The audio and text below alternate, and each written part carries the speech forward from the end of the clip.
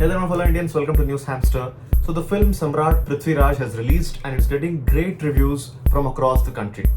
The film has been marketed in a very beautiful manner and Akshay Kumar and Mr. Dwivedi are not leaving any stone unturned to give it the right kind of PR and the right kind of advertisement so that the film does not fail to perform at the box office. Akshay Kumar has even gone on record to say that Indian history textbooks do not have, or you could say, have very less mention of Samrat Prithviraj Chauhan. And the film has been marketed as Prithviraj Chauhan, who is the last Hindu king of the Indian subcontinent. Now, what are these PR campaigns? What is the reality of Prithviraj Chauhan? What is the real story of the Chahamana dynasty and the rivalry of Prithviraj Chauhan with Mahmud of Ghori? How did the Battle of Tarain turn out and how did Prithviraj Chauhan's rule come to an end? In this particular video, I will speak about the historical perspective relating to the life of Prithviraj Chauhan and of course a little bit of analysis into what the film is doing to the cultural fabric and the social fabric of India and a little bit of film review as well. So stay tuned with me until the video ends, and if you're not subscribed to NewsHamster, do it already. Don't forget to like the video.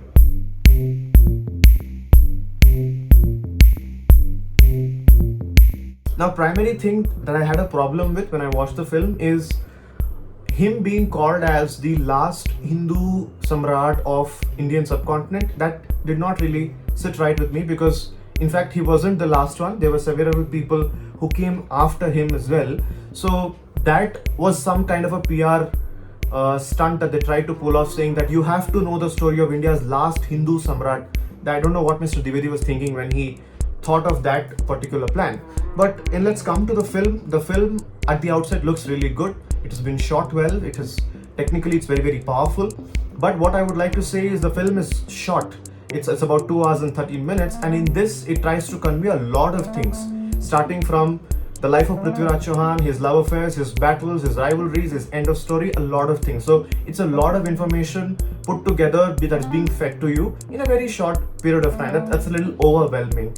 Apart from that, the performers have been really well. Akshay Kumar, Sonu Sood, Sanjay Dutt, they've all performed really well. Manav Vij, who played the role of Mahmud of Ghori, but Manushi Chiller, who looks extremely beautiful in many scenes, fails to perform with her abilities because she maintains a poker face throughout some scenes which don't seem to satisfy you. Now, keeping those technical details aside, what is the reality of the story? What is the reality of Maharaj Prithviraj Chauhan? Now, the point is, the major flaw of the film is that it's historically inaccurate. Now, why do I say it is historically inaccurate? It's because the film is based on Prithviraj Raso, the role played by Sonu Sood of Chand Bardai, who happens to be the court poet, the court historian, the court writer, a friend, philosopher, guide to Prithviraj Chauhan, who accompanies him in all battles, in all warfares. Nobody questions that. I mean, we don't know how true that is because when Malik Muhammad Jaisi wrote Padmavat, we did not know how true that story is because Padmavat as a story, Alauddin Khilji's invasion of Chittor, has 100 different versions. So we don't exactly know what is the real story of Padmavat. So similarly, we could say Prithviraj Raso is not the real story of Prithviraj Chauhan and the film is not historically accurate. It is historically incorrect. Rather, it's a poetic expression, or you could say the artistic liberty that Mr. Dwivedi has taken to create a very over-the-top and loud nationalistic character of Prithviraj Chauhan, which is, of course, one of the most important formulas that Bollywood is using to make the films run. Because, some years ago in the 90s, when SRK was ruling the roost, we had a very simple formula where the film would be shot in the Switzerland Alps, where hero-heroine romancing with each other, some good music numbers and romantic numbers, the film would be hit. But today, when you have people like Nawazuddin Siddiqui, Manoj Vajpayee ruling the roost of Indian cinema and South Indian movies taking over, you could say the whole idea of Indian cinema, the Tamil cinema, Malayalam cinema, Kannada cinema, trying to push the boundaries, it's important for Bollywood films to adopt some kind of a flavor, to give it some kind of a nationalistic hubris, so the people come to the theaters and watch the film. Now, jumping right into the story, we have to understand that it's not entirely true. Now, that one bit where Akshay Kumar has his rivalry, or Prithviraj Chauhan has his rivalry with the Raja of Kannauj, or you could say the exact place is Garhwal, the region is called Garhwal, the kingdom is of Kannauj, and the Raja is Mr. Jayachandar. He has a rivalry, it's simply because he elopes with his daughter when he has arranged a very big scenario, itne paise kharch kiye, all that. He elopes with his daughter, so obviously there will be some kind of rivalry. That's precisely true. But what happens after that? What ensues after that? The invasion of the Ghurid Empire, the Battle of Tarain. Now there is the game that's being played. Now primarily we have to understand that yes, Prithviraj Chauhan did fight the battles of Tarain with Mahmud of Ghori, his real name being Shihabuddin or Muizuddin, Mahmud Shihabuddin that we say. That's why we call him Mahmud of Ghur, Mahmud of Ghuri, because he came from the Ghur Empire or the Ghurid dynasty that came from Afghanistan. Now primarily when first battle of Tarain happened, the reason why Muhammad of Ghuri invaded India, there are several versions behind that also. But the primary reason or historically accurate reason is the fact that one, he was looking to expand the Ghur Empire. Second, he was looking to get some wealth out of this so-called subcontinent called as Hind. And third, we could say he wanted to expand his empire to reach the Indian subcontinent and make sure that he's capturing this region where Prithviraj Chauhan also had his cards, or you could say he had his stakes over there. So this is the reason he invaded India. Now when he invaded India, he saw that Prithviraj was not okay with this particular decision. Prithviraj Chauhan, who came to the power at the age of 11 and was one of the most powerful kings of India at that point in time. Please note, I have said one of the most powerful kings, not the most powerful king, because at that point in time, when medieval India we are witnessing, the invasion of the Islamic Empire that we are witnessing, in the year 1191, India was divided into several different dynasties, and Rajput kings were there, not kings were there, because Chahamana, Gurjara Pratihara, so on and so forth, were all Rajput kingdoms. It was not the only Rajput kingdom and the only Hindu king as such. That's one false narrative. Yes, they both met at the battlefield, they fought against each other, and Prithviraj was very, very capable to defeat Ghori, because he was not capable enough at that point in time. He did not have that kind of capabilities or resources to fight the army of the Chauhans. Now, this is one thing we have to understand, that Prithviraj, according to many historians, did a very big mistake, or you could say the largest blunder of his life, by sparing the life of Mahmud of Ghori. If he had captured him or probably even killed him, the today historical scenario would be entirely different. Probably wouldn't even have a film called Prithviraj Chauhan which would be promoted with such fervor and hubris. Keeping that aside, historians, many Indian writers have called this as Prithviraj's biggest mistake, that he let Muhammad of Ghori go. You could see in the film, it's being painted in a very, very beautiful and a nice romanticized way, that, you know, this is my attitude, this is my behavior sort of a thing. Then the very next year, of course, he wants revenge, he wants to expand his empire. Muhammad Ghori comes back, but that time, by that time, Prithviraj will be affected with a lot of internal strifes and internal conflicts. So he will not be able to mobilize the army like previous time or probably any other time, because he will be having his internal issues with different kingdoms. Taking the advantage of this, Muhammad of Ghori will fight against Prithviraj Chauhan. The second battle of Tarain, 1192, will be won by Muhammad of Ghori. Now, point here is, according to Prithviraj Raso, he was taken to Afghanistan, he was blinded, he was paraded, and then he was given a choice, and then he fights someone, and then he kills the, you could say, the Sultan. That's the entire story, according to Prithviraj Raso. But the reality of the matter, the fact of the matter is, Muhammad of Ghori spared the life of Prithviraj Chauhan, and he was able to establish the Ghur Empire from the northwestern part of India till the mainland of India.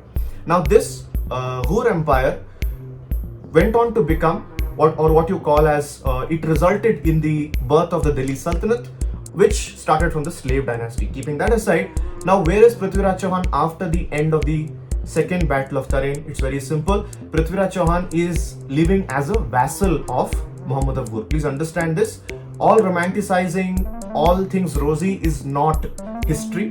History is how it has panned out, right? So he lived as a vassal for a very long period of time, and later when Muhammad of Ghori under his governors, because he had placed the entire region under governors, he had gone back to northwestern part of India, that was Afghanistan. He lived there. So these governors smelled some kind of a rebellion that could possibly strike from the time of from the period of Prithviraj Chauhan. So in the later stages, they end up killing Prithviraj Chauhan. That's the end of his rule.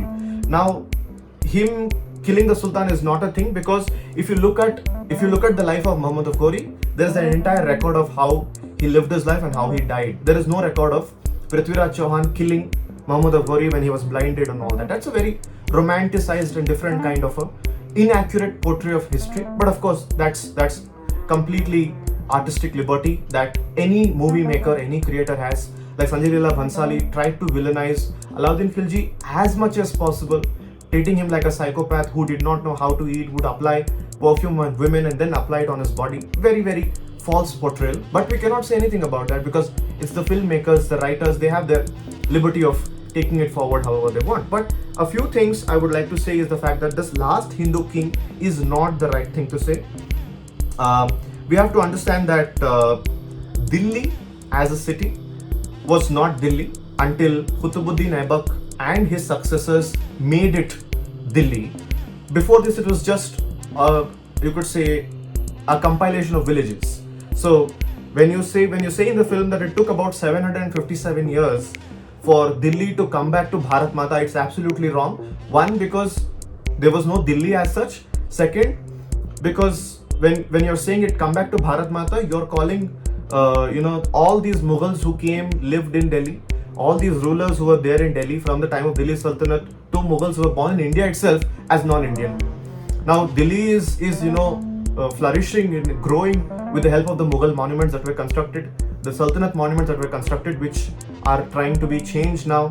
The sanctity, the identity of the monuments is being questioned. So this kind of films at one point in time affect the historical understanding, because a lot of youngsters going to watch this film, going on Twitter saying wo hamara, ye tumhara, all that nonsense is definitely going to spring up. But we have to understand that he died a vassal at the hands of Muhammad of Ghori, and we also have to understand that Samyukta, who was his wife, was not the only wife that Prithviraj Chauhan had. I'm bringing up this point because when Taj Mahal debate is coming up, a lot of people are saying that what is romantic, what is love in that, because Shah Jahan had 14 wives and she was one of them. So I don't understand their love story. We are no one to judge how romantic Shah Jahan was, and this is one of the reasons pointing out that this story has been hailed as one of the greatest Hindu love stories that we have seen. So we don't really have to understand who was the first wife, second wife, third wife. But yes, a lot of records say Prithviraj Chauhan had 3 to 5 wives, and Samyukta or Sanjogita was one of the many wives that he had. So this is exactly the real story of Prithviraj Chauhan. This is the real story of the Battle of Tarain. Later onwards, we go on to see that his son Govinda, his full name is different. Govinda rules the Chahamana kingdom. In fact, Govinda himself seeks help from Qutbuddin Aibak to protect him from his uncle. All of these things will go on, but the films will try to show you whatever they want to show you. So it's your moral responsibility to understand what is our history and where it is coming from. And we also have to understand how the Islamic rule came to India, what were the impacts of the Islamic rule, and how did the Islamic rule pan out as well. Because today, it is one of the most debated, it's one of the most manipulated chapters in Indian history. So it's very important for us to know it.